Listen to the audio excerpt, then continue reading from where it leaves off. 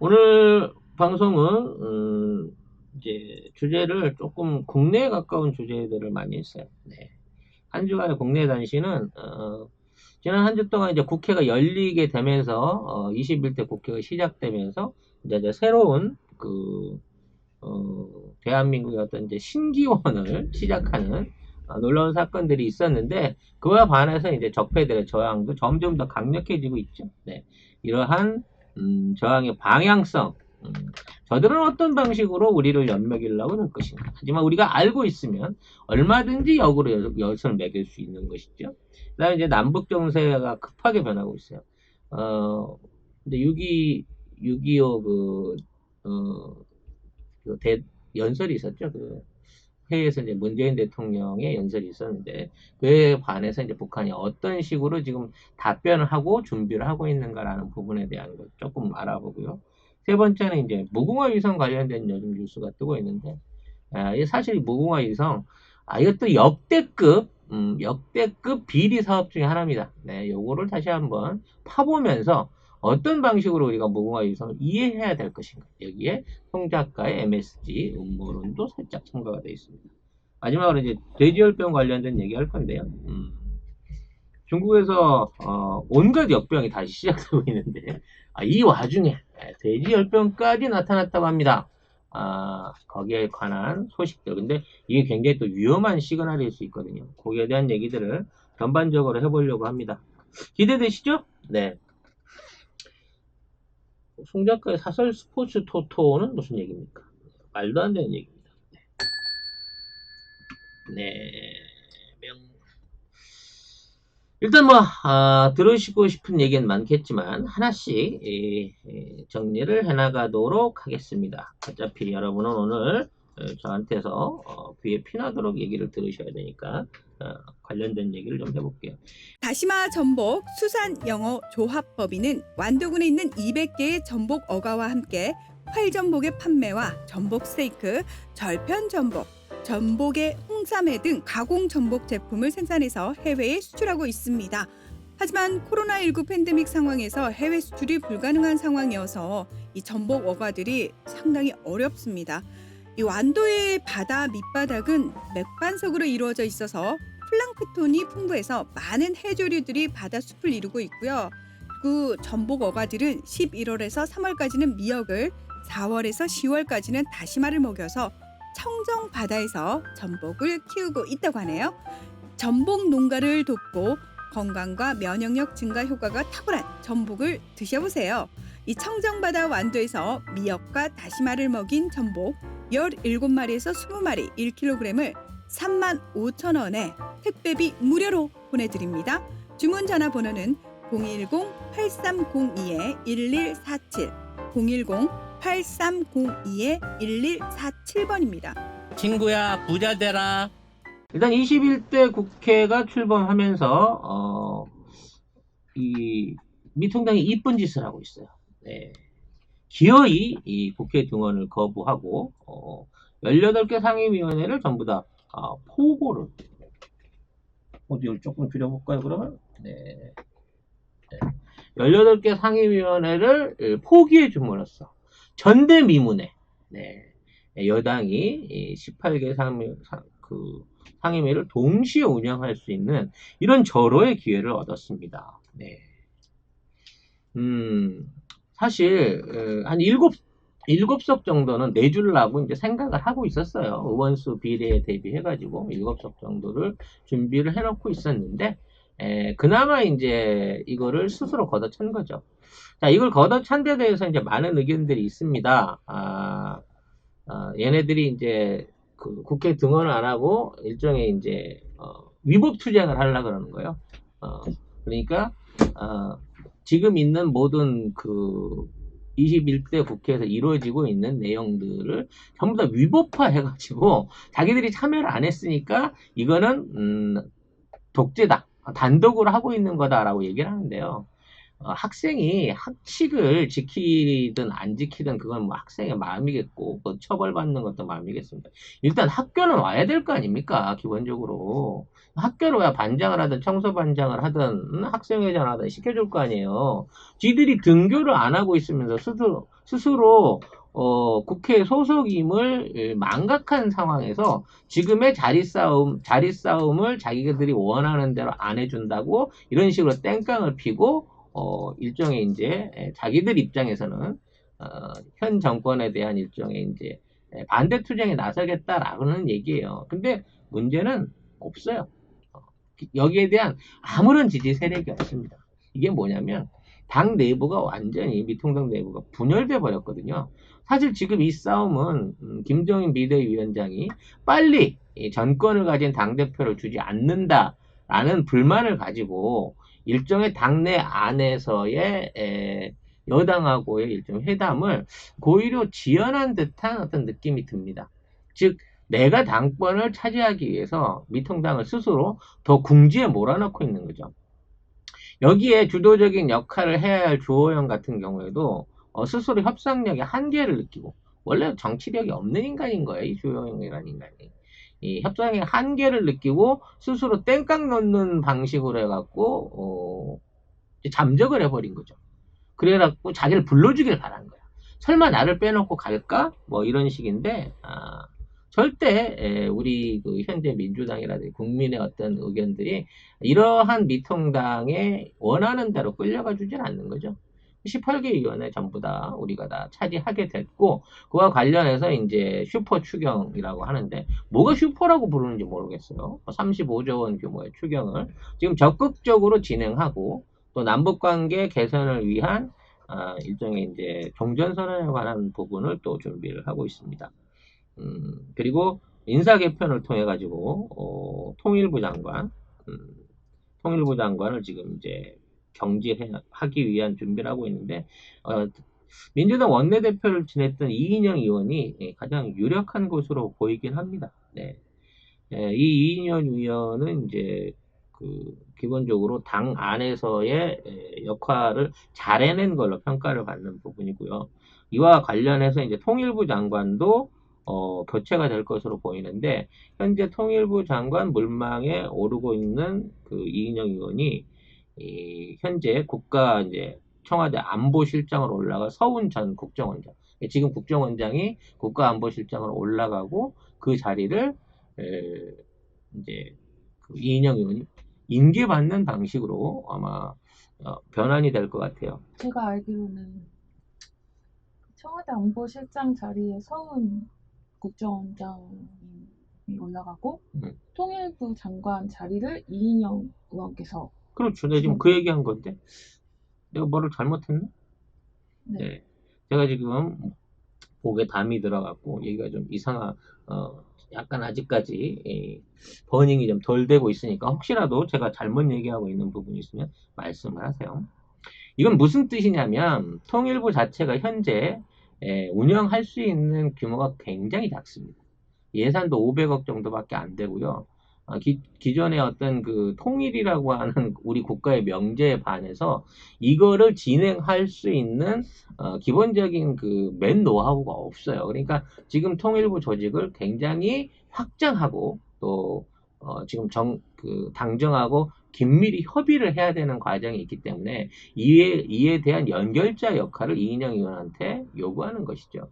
그리고 이제 이와 관련해서 이인영 의원이 이제 장관이 되신다고 하면 민주당 안에서 단독적으로 유지되는 뭐 여러 가지 법안이라든지 지원안이라든지 이런 부분 안에서 좀 탄력을 받게 되지 않을까라는 생각을 해보게 됩니다. 뒤에 이제 다음번 북한 FTA에서 얘기하겠지만 북한이 지금 사실 현찰이 굉장히 급해요. 근데 지원을 해줄 수 있는 방법은 결국은 우리 국회가 일종의 이제 거기에 들어갈 수 있는 예산 내지는 기금을 승인을 해줘야 이게 현행법상으로 가능합니다. 그러기 위해서는 국회와 통일부와 청와대의 조율이 잘 맞아야 된다는 부분을 얘기할 수 있겠고요. 이제 서훈 국정원장이 뭐 잘했다 못했다를 떠나놓고 나서 그동안 국정원이 굉장히 좀 그 대북 관계에서 헤맨 부분이 많아요. 그러니까 문재인 정부 안에서 통일부와 국정원이 별다른 역할을 못하고 미국의 어떤 입김이라든지 또는 뭐 탈북자들을 그대로 방치해가지고 또는 그 지원금 자체가 이상하게 뭐 대북 그 풍선 날리기 같은 쪽으로 전용되는 듯한 상황이 가게 됐었는데, 요 부분에 대해서 이제 서훈 전 원장도 어느 정도 책임이 있을 겁니다만, 그만큼 조직 장악력이 떨어졌다고 생각됩니다. 그래서 좀 더 장악력을 발휘할 수 있는 인사로 임종석 그전 의원이 얘기가 되고 있다고 하는데, 글쎄요, 저는 이제 임종석 씨도 무방하지만 좀 더 다른 인물이 오지 않을까. 저는 개인적으로 그렇게 평을 합니다. 왜냐하면 임종석 씨는 국정원을 장악하는 역할보다는 좀 더 그 대북 남북 관계 교류를 위한 역할로서 김여정의 카운터 파트너의 역할이 더 어울리지 않나라는 개인적인 소견을 갖고 있습니다. 네. 이와 관련해서 이제 국방부 장관도 교체가 예정되고 있습니다. 그만큼 앞으로 이제 군사 부분에 있어서도 남북 관계가 확 개선될 여지가 있기 때문에 지금의 이제 조금 그 남북 관계에 좀 미진한 게 있었던 뭐 잘했든 못했든지 간에 어떤 새로운 인물을 내세움으로 인해서 좀 더 교류를 확대해 보려는 노력이 있지 않을까라는 생각으로 얘기를 좀 보려고 합니다. 아무튼 통일부의 위상 강화 이인영 의원이 적임이기도 하고 이미 그와 관련한 청문회 필요한 여러 가지 절차들을 진행하고 있는 거 봐서 현재 확실하게 정해진 거는 이인영 장관의 통일부 장관 입각이다. 이미 아직 장관 아니지만 그러게 좀 전에 서훈 국정원장님도 이미 이제 보내셨더라고요. 전원 국정원. 가는 건 확실합니다. 가는데 이분이 국가안보실로 간다는 게 의미가 있는 거죠. 아까도 말씀드렸습니다. 문재인 대통령이 EU하고 이제 그 정상회담을 하는 자리에서 일종의 이제 새로운 타겟책을 얻었다라고 하는 그 의미 있는 말씀을 하셨어요. 그게 뭐냐면 평화의 위협에 대해서 석탄 철강 공동체라는 창의적인 노력으로 극복한 유럽의 용기는 한반도 평화를 염원한 우리에게 깊은 공감을 주고 있다. 이게 뭔 얘기냐면 EU가 그 분열돼서 굉장히 그 안에서 어려웠을 때 이 입각 초기에 전체적인 이제 에너지 라인 그러니까 석탄과 철강에 대한 수급을 공용화하고 이걸 통해 갖고 공동체 라인을 만들어 간 거예요. 그래서 그러니까 쉽게 말하면 아나바다를 한 거지. 이 수입을 해갖고도 전체적으로 나눠 쓰고 생산되는 부분 안에서 이제 예를 들어 석탄 광산을 유지하는 쪽에서 수입을 반대할 거 아니에요. 또는 석탄을 전혀 안 쓰는 국가에서는 이제 적정한 가격선을 싸게 쓰려고 노력했던 부분이 있는데 요거를 서로 합의를 통해 갖고 적정 생산, 적정 분배, 수입 후에 공정한 가격 뭐 이런 식으로 이제 석탄 철강 공동체라고 하는 걸 만들어내므로 인해서 경제적인 어떤 기본 베이스는 게 원자재 가격을 각 국가가 공정하게 유지하게끔 만들므로 인해서 초창기 위험할 수 있었던 그 각 국가들 간의 산업 간의 불균형을 잡았다라고 하는 이런 부분이 있고요. 이러한 연합을 통해서 이후에 어떤 그 군사력이라든지 정치적인 경우를 단단하게 다졌던 그 전례가 있거든요. 그래서 이 석탄 철강 공동체라는 상황을 문재인 대통령이 딱 지적한 걸로 봐서 남북 간의 에너지 산업, 그러니까 무연탄이나 석탄이나 북한산 철광석들을 들여와서 남한에서 활용할 수 있는 이런 방식의 일종의 그 경제 교류를 구상하고 계신 게 아니냐 하는 일종의 내피셜을 받았습니다. 이게 이제 얼마나 중요한 거냐면요. 북한에서도 물론 이제 질적으로는 좀 차이가 있을지 모르겠지만 충분한 양의 무연탄과 철강을 공급받을 수 있습니다. 근데 우리나라에 들어오는 모든 철강과 무연탄 다 수입산이거든요. 근데 이거를 북한산으로 일정 부분 대체만 한다고 하더라도 사실상 북한 경제를 상당히 많이 지원해 줄 수 있는 일종의 새로운 통로가 됩니다. 그러니까 북한에 이제 자금적인 지원을 한다는 거죠. 북한에 자금 지원을 해야 된다라는 부분을 가지고 많은 사람들이 일종의 뭐 포주기 아니냐, 퍼주기 아니에요. 돈 주고 물건을 사오는 거니까. 그리고 아마 우리 수입가보다 훨씬 싸게 사올 수 있을 겁니다. 그리고 뭐 이거를 이용해서 포철이라든지 이런 쪽하고 연결을 해가지고 하다 보면 이걸 연결하는 과정에서 철도 연결 자연스럽게 되는 거고요. 물자 교류를 통한 남북 교류 사업도 자연스럽게 연결될 수 있는 겁니다. 그리고 이걸 통해 가지고 확대를 해나가다 보면 뭐 부자재라든지 또 그와 관련된 뭐 여러 가지 관련 산업들이 남북이 이제 공동으로 기획할 수 있는 여지가 생기기 때문에 이건 경제적으로 굉장히 유리할 수 있어요. 그리고 우리 쪽에서 워낙 많이 써요. 우리나라에서 쓰고 있는 이 포스코나 이런 데서 쓰고 있는 석탄이나 이런 것들이 워낙 물량이 많기 때문에 단기간으로 필요한 북한의 재정 어려움을 상당 부분 해소해 줄 수 있는 굉장히 좋은 아이디어라는 거죠. 그래서 북한산 석탄 좋습니다. 그 순도 굉장히 높은 거예요. 그래서 이러한 교류가 이루어지게 된다고 하면 지금 당장의 북한이 골머리를 앓고 있는 이른바 그 김정은의 수령 경제의 어려움을 풀어줄 수 있다는 얘기입니다. 북한이 그 연간 그 쓰고 있는 예산이 한 10조 원이 좀 넘는 정도의 예산이라고 하는데 그 중에 뭐 6천억, 1조 가까운 예산들을 김정은이 통치자금으로 먼저 그걸 뭐라 그러죠? 우리 방송에서 쓰는 전문용 와리를 뗍니다. 그러니까 국가 경제 안에서 통치자금을 먼저 떼내 가지고 지가 운영을 하는데 이 코로나 관련해서 1월부터 6월까지 북한에서 사실상 거의 매출이 없었다 그래요.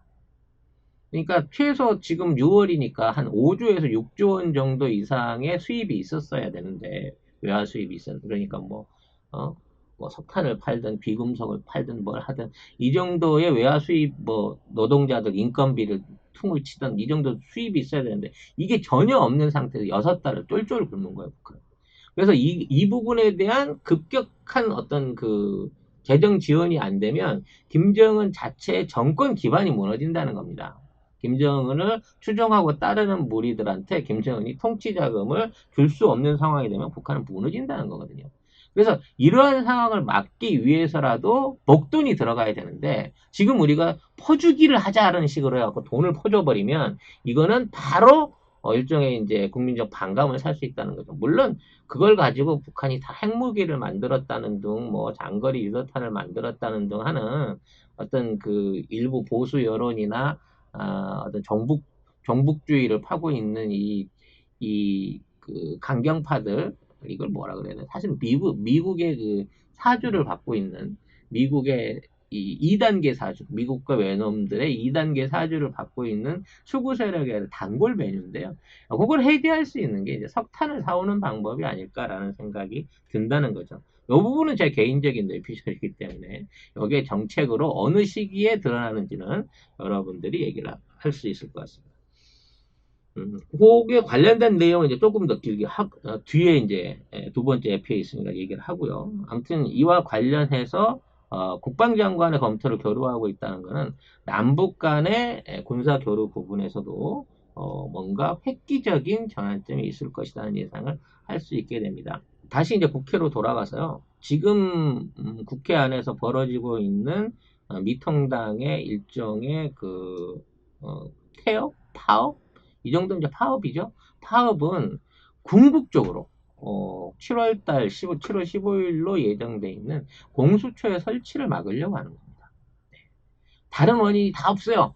뭐 지금 있는 상황에서 뭐 예산 결의 뭐 이런 거 갖고 따질 부분도 아니고 뭐 다른 뭐 외교 관련한 거나 내치에 관련한 거나 흔히 말하는 조국 교수 가족에 대한 재판 결과 이런 게 중요한 게 아니란 말이에요.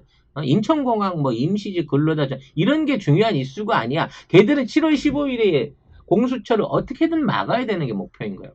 그래서 그렇게 끝까지 법사위를 요구를 했고 오죽하면 그럼 1년씩 나눠 할까? 이런 말도 안 되는 요구를 하기도 했었습니다만 이러한 요구의 우선 조건이 지들이 먼저 1년을 해야 된다는 거였단 말이죠.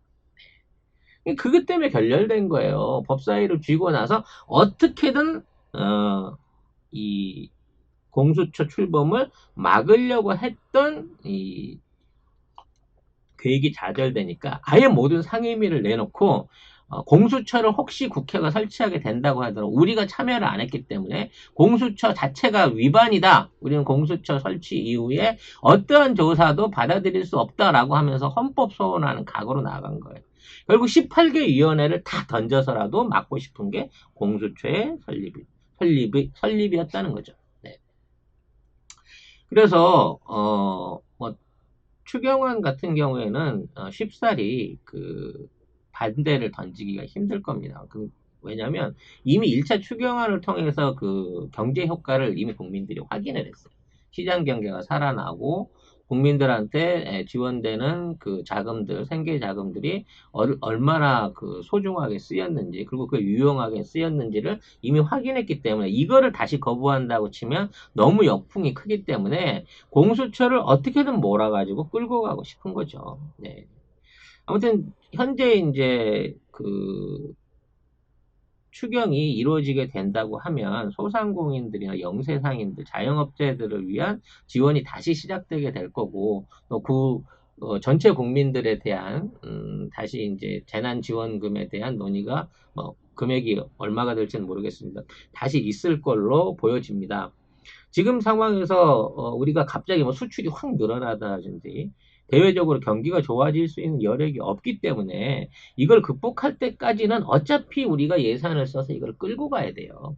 근데 이미 그거를 저지하기 위해서 무진 노력을 해봤던 얘네들은 이게 이제 더 이상의 무리한 저지는 국민 반감을 산다는 걸 알고 있기 때문에 공수처를 불법화하는데 모든 올인을 할 것으로 보여요. 오늘 뭐 원내대표단이라든지 이제 앞으로 보름 남았으니까 출범까지 이 후보자에 대한 어떤 그 추천이라든지 이런 과정들이 있습니다만 이 후보자 추천을 이쪽에서 안 하려고 할 겁니다. 야당 쪽에서는. 그래서 우리가 추천 안 하는 상태에서 여당이 일방적으로 낸 상황에서 지명한 거는 소용이 없다라는 쪽으로 몰고 가려고 할 거예요. 근데 그렇게 된다고 손치더라도 현행에 있는 법안을 수정해서라도 그러니까 여야에서 모두 후보를 내고 뭐 그중에 어떻게 그 표결을 내서 간다라고 하는 과정 중에 표결하면 어차피 우리 쪽 사람 이겨요. 근데 여야에서 공동으로 추천 안 했으니까 불법이라는 논리를 끌고 나오게 된다고 치면 자 이렇게 야에서 후보자를 내놓지 않았기 때문에 여에서 가는 것도 합법이다라고 하는 조항을 추가로 의결하면 됩니다. 그래서 이러한 의결을 거쳐서라도 15일 전까지 이 부분에 대한 것을 강행을 하겠다라고 현재 이해찬 대표가 강하게 주장을 하고 있는 거죠. 저는 이게 이해찬 대표의 정치 경력에 어찌 보면 이제 마지막 피날레가 아닌가 싶습니다. 네, 다음 전당대회 때 되면 새로운 대표 체제로 전환되겠지만 그 전에 7월 15일 날짜 안에 공수처를 출범시키는 네, 이러한 쾌거를 이뤄내야 되기 때문에 법사위가 빠르게 움직일 것이다라는 생각을 해보게 됩니다. 몇몇 의원들 얘기 좀 하고 넘어갈게요. 일단 김남국 의원에 대한 이 일종의 그 혐의였죠. 여성 비하 발언 뭐 이런 거에 대한 수사가 종결이 됐습니다. 이건 사실 수사할 내용도 아니었는데 그거 갖고 우리 남국이가 마음이 많이 상했을 것 같아요. 네. 근데 뭐 그와 관련과 상관없이 우리 김남국 의원이 열심히 일을 하고 있습니다.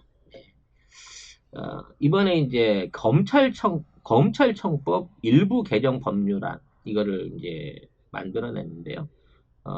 이게 뭐냐면 이제 검찰의 독립성을 유지하고 직무 수행을 보장하는 권한이라고 합니다. 그러니까 그 독립적인 검사의 독립적인 수사와 이거를 유지시켜주는 법률을 내는과 동시에 강압수사나 먼지털이식으로 장기 수사를 할 수 없게 만드는 형사소송법 개정 법률안을 같이 내놓은 겁니다. 그리고 여기에 사실을 왜곡해가지고 조작하는 데 대한 처벌을 할 수 있으니까 검사가 마음대로 죄를 지어내는 것을 못하게 하는 형법 일부 개정 법률안 등 법률에 대한 3가지 법안을 발의됐습니다.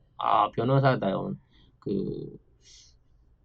법안들이죠. 법을 좀 아는 사람으로서 내놓은 법안인데 우리 젊고 똑똑한 김남국 그 의원의 어떤 그 창창한 미래가 좀 기대가 되는 뭐 이런 부분인 겁니다. 어차피 이제 뭐 한명숙 총리 관련해가지고 이 검언유착 의혹 사건이 지금 계속 그 검찰에서 지금 헛발질을 하고 있는데 아마 이 법안이 만들어지게 된다고 하면 관련자에 대한 어떤 수사라든지 차후 처벌에 있어서 큰 영향을 미칠 걸로 보고요. 자, 이런 식으로 법안을 만들어서 자꾸 압박을 해야만 얘네들이 최소한의 그 법안을 저지하기 위해서라도 돌아오지 않을까. 의정활동으로 돌아오지 않을까라는 생각을 해봅니다. 지금 7월달 봤는데 이제 바로 임시국회 소집이 그 준비가 돼 있고요. 이와 관련해서 역시나 저쪽은 등장하지 않겠지만 야당은 등장하지 않겠지만 이와 관련해 산적한 문제들을 오히려 더 쉽게 처리할 수 있지 않을까 싶습니다. 얘네들이 지금 하고 있는 게 이제 마스크 투쟁 하고 있어요. 왜 장애 투쟁 안 나가니? 그랬더니 장애 투쟁해서 우리가 얻은 게 뭐 있어? 그리고 우리 장애 투쟁할 돈이 없어. 이렇게 얘기를 하고 있습니다. 즉 지금의 미통당에는요 스폰서가 없는 겁니다. 정치 자금 대줄 수 있는 스폰서가 없는 상황에서 유지되고 있다는 거죠. 박주민 의원 또 얘기 안 하고 넘어갈 수 없네요. 재선이죠. 근데 국회 혁신 특별위원장이 됐습니다. 재선이 위원장이 되는 경우가 흔치 않은데 국회 혁신에 관련된 특별위원장이 되셨어요. 그래서 이분이 이 위원장 권한으로 내놓은 발언한 법안이 국회 일수의 국회 일수의 10분의 1 이상 10분의 1 이상 결석을 하면 지급된 수당을 환수한다. 그리고 결석한 어떤 숫자 비율에 따라서 최대 90%까지 깐다라고 하는 법안을 만들어냈다고 합니다. 네. 국회의원이 1년에 1억 5천 정도 세배를 받아간다 그래요. 근데 이게 이제 그 수당이 합쳐진 금액입니다. 기본급에다가 이제 일반 수당, 관리 업무 수당, 정근 수당, 입법 활동비, 특별 활동비 뭐 이런 식으로 해서 사실 이게 기본급 이외에 기본급이 한 이제 500 정도 수준이라 그러면 그 절반 이상이 전부 다 수당으로 돼 있어요. 그러니까 열심히 일을 하라고 준 돈이거든. 그 일을 안 했으면 최소한 수당 부분이라도 100% 삭감을 해버려야 되는 건데 그동안 다 받았단 말이죠. 거기에 보좌관들 월급까지 다 나가잖아요. 최소 8억 원에서 뭐 관련된 비용을 추가로 한다 그러면 의원 하나가 쓰는 돈이 거의 10억에 육박하는데 이만한 금액을 쓰면서 일을 안 한다 그러면 당연히 돈을 깎아야 되겠죠. 네. 깎겠다고 하는 그렇죠. 보좌관도 안 줘야 되는 겁니다. 보좌관까지 같이 굶겨서 해야 보좌관한테 삥을 못 듣습니다. 국회의원들이. 네. 지금 있는 그 과거의 사례를 보면 국회의원 보좌관으로 취임을 시킨 다음에 거기서 월급을 다시 또 뒤에서 삥을 뜯는 이은재 의원이라든지 뭐 여러 가지 사례들이 있었지 않습니까? 그러니까 아예 그냥 통째로 일 안 하면 월급을 안 주겠다. 무려 90%까지 삭감하겠다라고 하는 과감한 법률을 내놨는데요. 여기서 그치면 안 됩니다. 3분의 1 이상 못하게 되면 의원직을 박탈해야죠. 예를 들어 뭐 구속이 됐다든지 아니면 뭐 불의의 경우이긴 합니다만 병이 걸려가지고 뭐 장기 요양을 해야 되는 상황에 거쳤다든지 그러면 엄연히 국가에서 해야 될 의무를 못하고 있는 사람 아닙니까?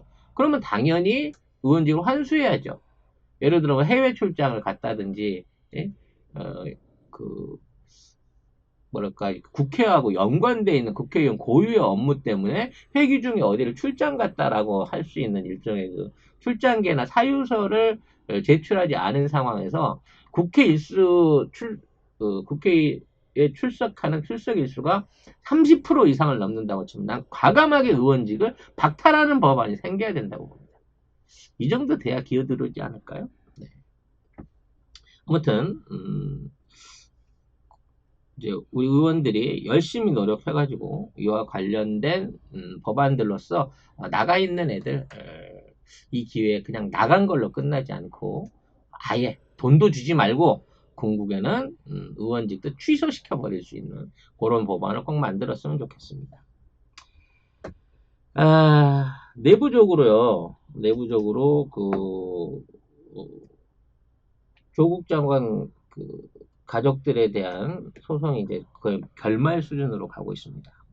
최근에는 이제 조범동을 비롯한 사모펀드 관련된 주변인들에 대한 선고가 나왔죠. 네, 조범동 1심에서 징역 4년에 벌금 5천을 받았습니다만, 오촌 조카요. 네, 조국 장관의 이제 잘 모르는 오촌 조카였는데, 하여튼 어찌됐거나 이 사람이 연루돼가지고 이 펀드의 주인을 만들었죠, 정경심 교수를. 근데 정경심 교수 남매에게 수익 보장을 위해서 동업을 했다. 그 실질적인 소유주였다, 운영자였다라고 하는 부분에서 법원이 전체 무혐의를 때렸습니다.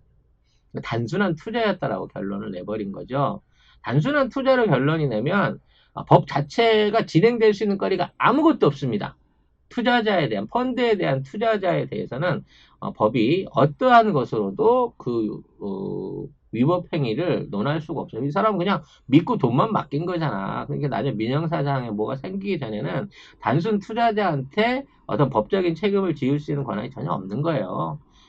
검찰은 끝까지 노력했습니다.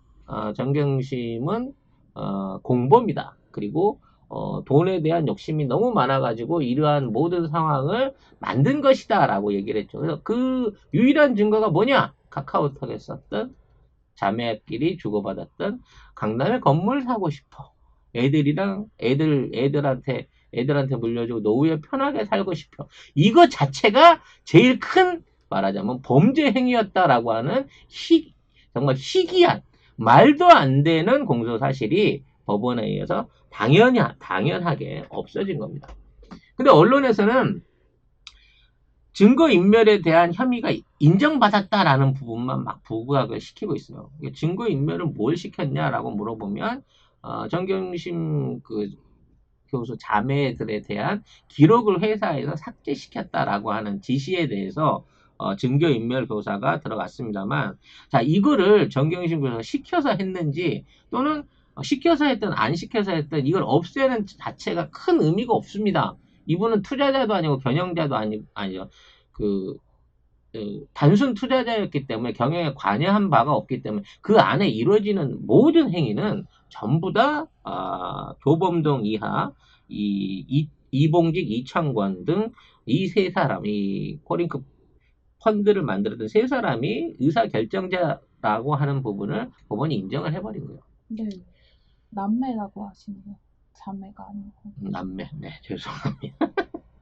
아무튼 중요한 것은 1심에서 검찰은 구체적으로 그러니까 표창장에 관해서는 표창장에 관한 위조 증거를 찾아내지 못했지만 표창장을 위조했을 개연성이 높다라는 기소로 기소장을 썼다가 이게 이제 법원에 의해서 개무시를 당하고 이게 이제 말하자면 파기 상태예요.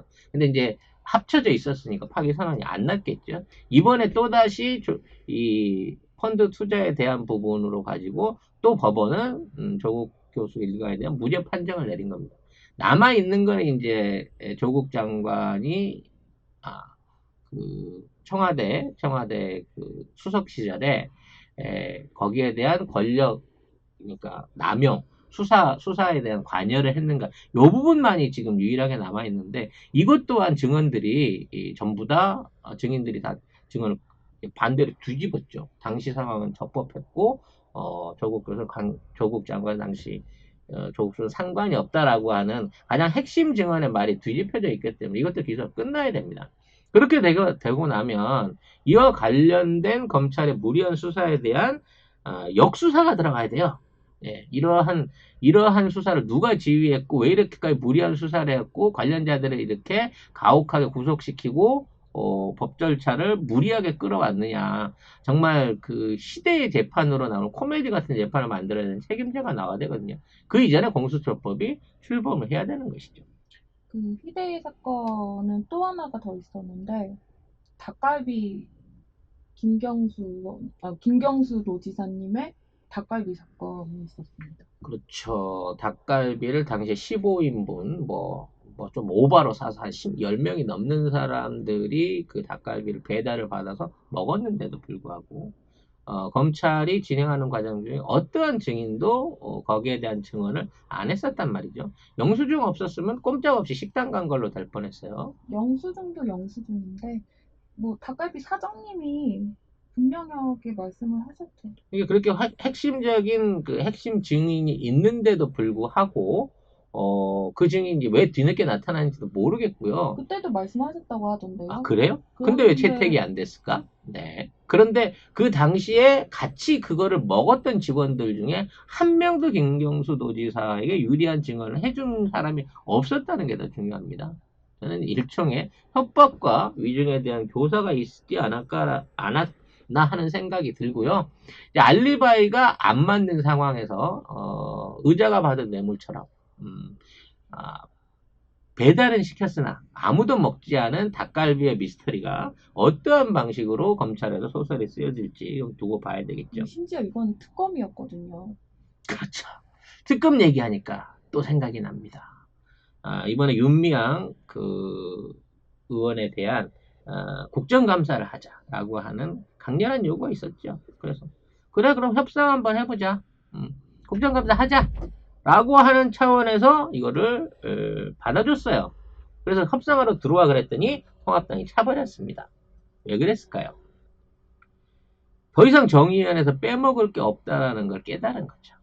이 사태를 확대시켜갖고 물고 나갔을 때에는 기본적으로 정의연이 죄 없음이 밝혀질 뿐더러 그와 연관돼서 자기네 사람들이 추가로 드러날 수도 있고, 자, 이 정의연 사태에 묻혀져 있었던 조계종이라든지 뒤에 이러한 일종의 이제 그 모함을 사주한 세력들이 굉장히 위기의식에 빠진 것 같아요. 심지어 여기에 동참했던 이용수 할머니까지도 이용수 할머니를 단독으로 해서 단체를 만들고 모든 걸 책임져 주겠다고 하는데도 나는 이제 정의연이랑 다시 수요 집회를 하겠습니다라는 방식으로 마치 아무 일 없다는 듯이 모든 걸 되돌리려고 하고 있는데요. 캐만 캘수록 스스로 무덤에 파진다는 것을 스스로 깨달았을 거예요. 왜? 정의연 조사를 위해서 기부금법 관련해서 모든 금품에 관련된 걸 들여보자 그러면요. 지금 그 굵직굵직한 돈들 운영하고 있는 보수 제야단체들 같은 경우에는 이거 다 작살나는 거예요. 한마디로. 걔네들 같은 경우에는. 똑같은 잣대를 들이대서 조사하게 되면 얘네들이 전부 다 망한단 말이죠. 그래서 이러한 부분에서 처음에 청탁을 했던 애들도 야 그만해 꼬리만 자르라니까 이게 완전히 이게 몸통을 꺼내고 허리를 자르려고 하고 있어 하고 얘네들을 비난하고 있는 거예요. 그러니까 조작질도 손발이 맞고 검찰이나 언론이 유기적으로 막 돌아가면서 이게 이제 먹히던 프레임으로 가던 시절에 해야 되는 건데 얘네들이 벌이고 있는 모든 조작질에 대한 결말이 이런 방식으로 밝혀진다는 거예요. 근데 이게 밝혀지고 있는 과정에 가서는 언론도 또 이걸 제기했던 당사자도 이걸 끌고 갔던 수많은 현재 참가자들도 전부 다 발뺌을 하고 없던 일처럼 얘기를 한다는 거죠. 정말 화가 나는 상황이라고 봐야 될 것 같습니다. 윤 춘장이 지금 뭐 거의 사면 초과에 몰려 있는데 춘장을 왜 이렇게 좋아해 보미 작가? 너무 오랜만에 들어서 예. 윤춘장. 예, 윤짱왕도 좋은데. 우리 윤 춘장이 이제 한동훈을 지키기 위해서 정말 눈물겨운 노력을 하고 있습니다. 저는 잘한다고 생각합니다. 네. 이렇게 한동훈을 지키면서 검찰 조직 안에서 스스로 왕따가 돼가고 있는 거예요. 이게 이제 검언 유착이잖아요. 언론사하고 검사하고 짜고 일종의 이제 말을 맞추고 그걸로 여론을 조작한 사건인 거고요. 이미 이 채널A는 그 죄를 이제 인정을 했어요. 자기들이 했다. 심지어 당사자 해고까지 시켰습니다. 그럼에도 불구하고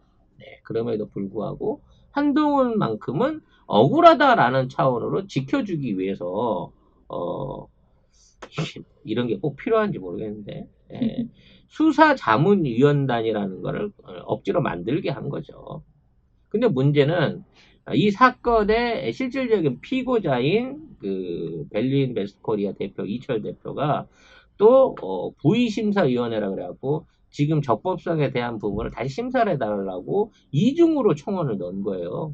그래서 검언유착 사건 하나를 가지고 심의를 두 군데서 별도로 하고 있는 겁니다. 근데 윤 총장이 지금 관여하고 있는 건 수사자문단이거든요. 수사자문단. 이 수사자문단은 자기가 절대 끼어들어서 안 하겠다라는, 객관적으로 수사자문단 출범만 시켜주면 객관적으로 나는 여기에 손을 안 대겠다 했는데 이 약속부터 안 지킨 거예요. 특히 이 수사자문단이라고 하는 거는 실제 수사자문단을 요구할 수 있는 자격이 없는 그 피의자도 아니고 주변인도 아닌 채널A 이모 기자의 요구에 의해 가지고 여기에 맞춰 가지고 일종의 수사자문단을 만든다고 꺼내놓은 건데, 정작 수사를 해야 되는 담당 기관에서는 왜 받아들일 수 없다, 이게 무슨 뭐 자문 받아서 처리할 부분의 일이 아니다라고 극구 거부를 하고 있어요.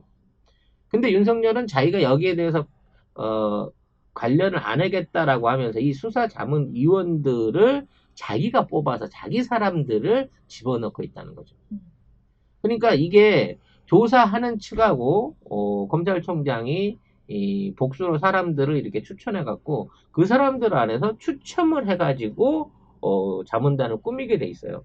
참 이상한 구조지. 선정하는 것도 아니고 후보자를 낸 다음에 추첨을 하게 돼 있단 말이야. 근데 저쪽에서는 후보자를 안 냈는데 윤석열은 자기 밑에, 자기 동급이거나 자기 위에 있는 직급, 자기 기수보다 위에 있는 사람들은 한 명도 못 들어가게끔 배제를 시켜놓고 자기가 키워왔던 밑에 기수의 사람들, 그러니까 지검장급의 자기 밑에 기수 사람들을 전부 다 거기에 추천위원을 집어넣었다는 얘기예요. 누구를 추첨해서 뽑아도 자기 사람이 뽑히게끔 만들어 놓고 이거를 억지로 밀어붙이는 거야. 저쪽은 필요 없다고 안 하겠다고 하는데도 말이죠.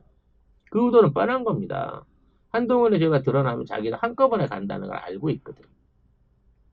그래서 결과적으로 이런 식으로 이제 조직 내부에서 그 불합리적인 짓거리를 하게 되면요,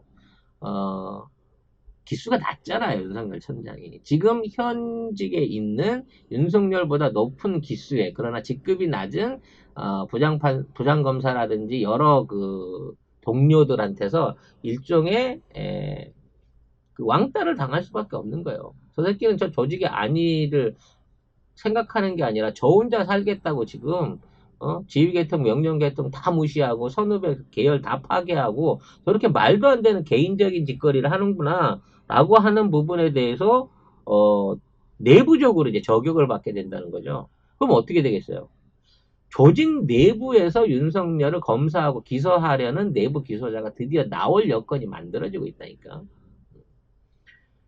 윤석열도 얼마든지 수사 대상이 될 수 있어요. 검사가 나 윤석열 이 부분이 좀 이상해서 나 조사하겠습니다, 검사하겠습니다 라고 집어넣으면 돼. 영장 법원이 받아주는 순간 바로 피의자 신분으로 전환돼요. 뭐 면책 특권이 있는 사람이 아니야, 검찰총장이. 그렇기 때문에 오히려 경찰 쪽에서 손대기 전에 검찰이 먼저 윤석열을 자체적으로 정리하지 않을까, 내부적으로. 고양이 목에 누군가가 방울을 달라고 나서지 않을까라고 할 만큼 굉장히 심각한 짓거리를 하고 있다는 것이죠. 네. 윤석열의 거취가 빤히 보이는 가운데 현재 야권 대선 주자 1위로 올라섰다는 이 놀라운 어이없는 상황. 그만큼 사람이 없는 것이죠. 네. 황교안이나 홍준표는 도저히 못 믿겠고, 네. 홍정욱이 마야가 홍정욱이라든지 떠오르는 오세시나 오세훈 같은 사람들은 도저히 그 그릇이 안 된다고 보기 때문에 지금 일종의 이제 본인은 한다고도 하지 않았는데 대선 후보로 1위로 올라서고 있는데요. 그냥 김종인 그 비대위원장 말 들어요. 백종원만 잘 꼬시면 네. 오히려 그쪽이 훨씬 나을 수도 있습니다. 유재석도 괜찮고. 김재동은 어때요? 네. 아무튼 정치를 생쇼를 만들고 있는 지금 검찰과 언론과 그 다음에 정치 몰입애들의 민낯이 점점 더 벗겨지고 있습니다. 우리가 이 모습을 보기 시작한 지가 불과 8개월 전이라는 거. 조국 장관에 대한 청문회와 거기에 쏟아지던 검언기들의 검찰과 언론의 엄청난 포화가 지금 역풍으로 니네들한테 돌아가고 있다는 점을 여러분이 생각하시면 좋을 것 같습니다.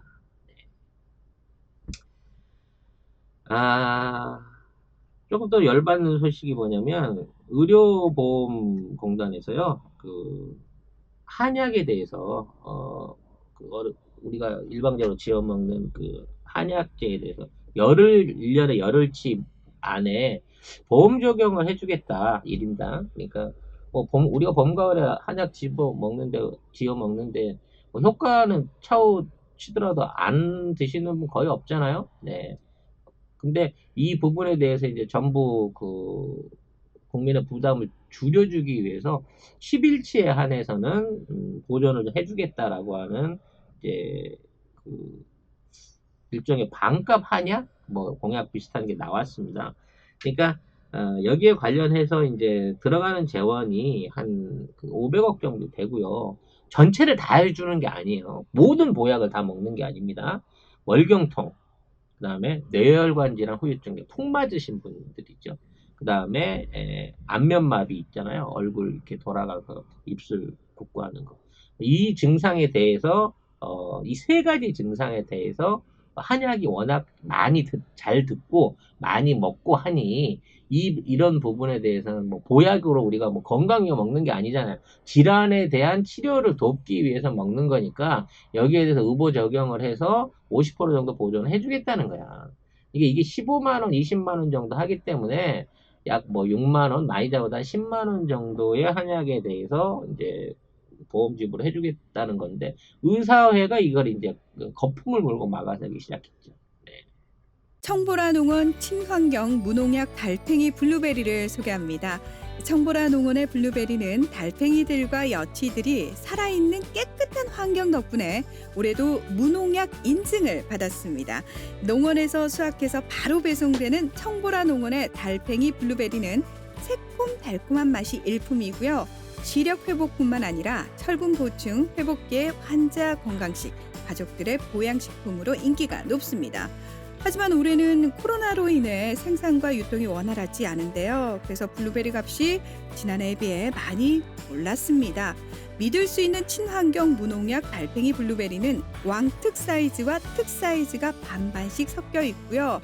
새콤달콤한 맛이 수입 블루베리와는 비교 불가입니다.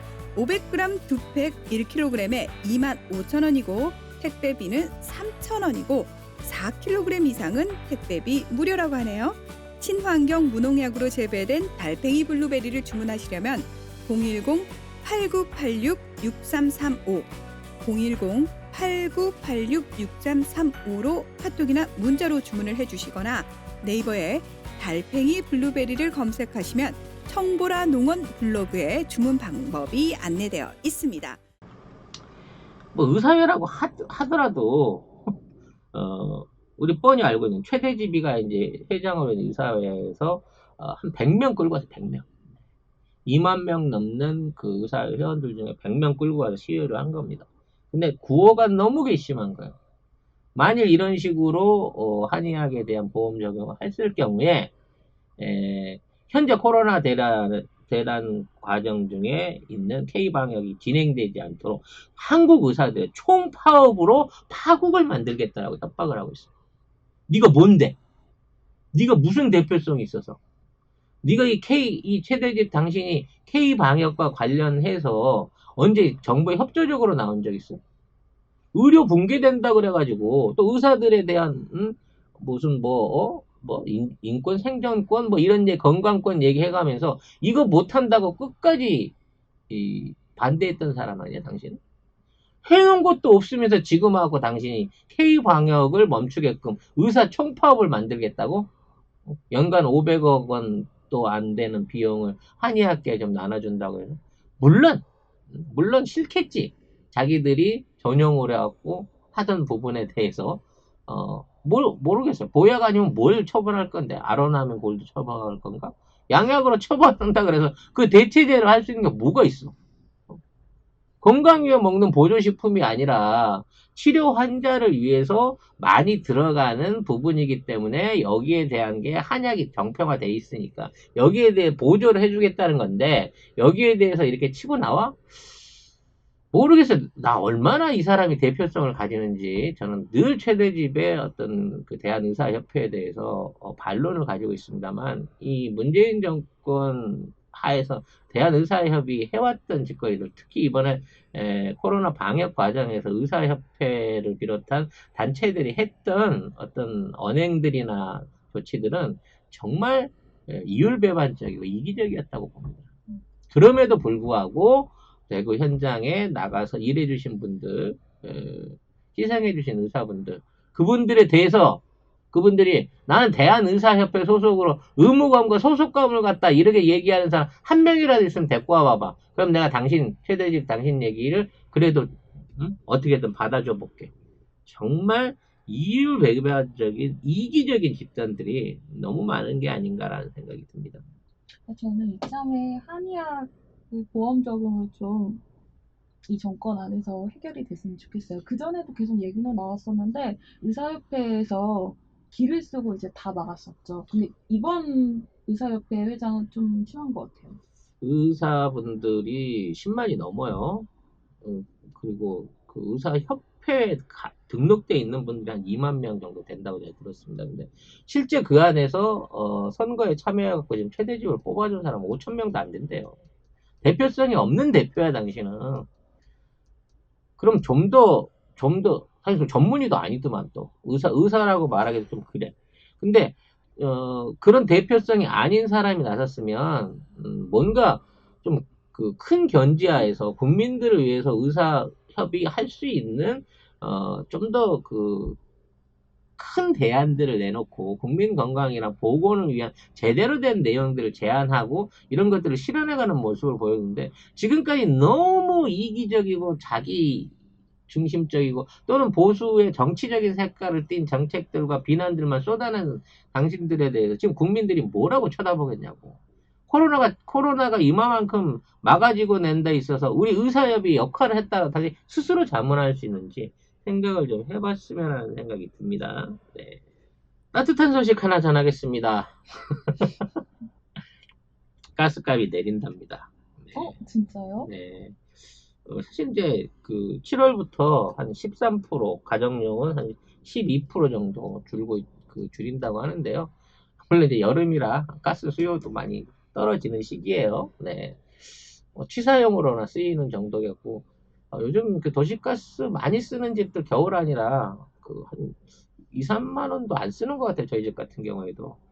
그런데도 불구하고 한 이제 10% 정도 뭐 이득을 본다고 하면 어느 정도 그 가게에 도움이 될지 어쩔지 모르겠습니다만 유가 변동에 따라서 이러한 가격 인하가 이루어진다는 것 자체가 이게 바로 제대로 된 행정이 아니냐라는 생각을 해보게 됩니다. 따뜻한 소식이죠. 네. 겨울에 할인해 주면 좋은 게 아니라 이제 이 추세로 겨울까지 쭉 가야죠. 네. 그러기 위해서는 뭐랄까 공급선을 좀 찾아야 되지 않을까 싶습니다.